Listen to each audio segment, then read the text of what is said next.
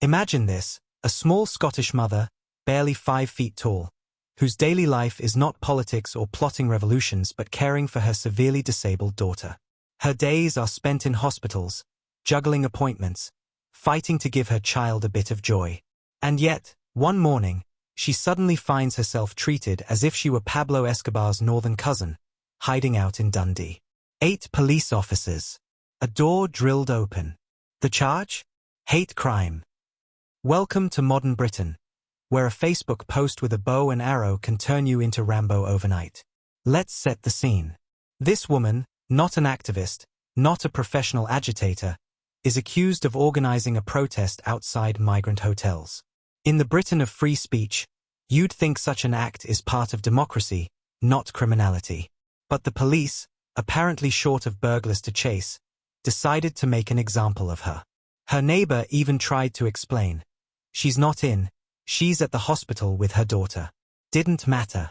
The officers, eager to show action, kept drilling through her door.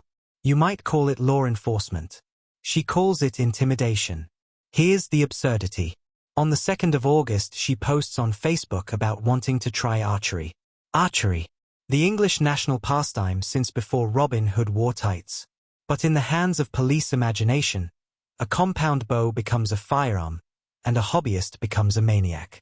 She says it herself, I'm a 5-foot smurf dedicating my life to my child. Not exactly the profile of a terrorist mastermind. Yet the writing's on the wall. If they can make a storm in a teacup out of this, they can do it to anyone. And let's not miss the irony. A government that tells the world Britain is a beacon of democracy is busy taking the mickey out of its own values. Free speech becomes conditional speech. Protest is fine, as long as it's not against government policy. It's like telling people they can swim, but only in a pool without water. When citizens disagree, the state suddenly becomes less of a guardian and more of a school bully showing who's boss.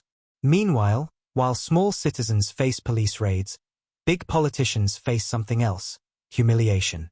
The Conservative Party, once the grand old powerhouse of Britain, now looks more like a pub quiz team that's lost half its members before the first round. Nigel Farage and his Reform UK are circling like seagulls at Brighton Pier, stealing snacks one by one. Yesterday, Danny Krueger jumped ship. Today, Maria Caulfield followed. 2 defections in 2 days. It's less a party, more a sinking ship. Enter Kemi Badenoch, the new Conservative leader, trying to keep order as the lifeboats drift away. She says she's calm, focused on the long term, determined to stay the course. Admirable words. But to the public, it looks less like steady leadership and more like the captain rearranging deck chairs on the Titanic. Her own MPs describe her as courageous. But courage won't stop voters fleeing to Farage's circus. And what of Farage? The man once dismissed as a political sideshow is now playing lead guitar in the Conservative band. Reform UK sells itself as the fresh, no-nonsense alternative, while the Tories look like an exhausted family reunion where no one remembers each other's names. Danny Krueger even said it outright: the Conservative Party is over. Brutal words, especially from someone who had been a Tory activist for 2 decades. When even your loyal veterans declare you finished, it's safe to say the writing really is on the wall. So, let's connect the dots. On one side, ordinary citizens treated like criminals for daring to stand outside hotels. On the other, professional politicians deserting their party because the polls look bad. One group is punished for taking a stand. The other group runs away when things get tough. If you're wondering who benefits, the answer is simple: power. And power loves nothing more than reminding us that it is untouchable. The story of that small mother is not really about her. It's about what happens when disagreement itself becomes a crime. The story of the Conservatives is not really about party politics. It's about how fragile institutions become when they lose touch with ordinary people. Together, they form a picture of a Britain that talks loudly of freedom while quietly tightening the leash. So, ask yourself, who really gains when citizens are silenced and politicians play musical chairs? Not you.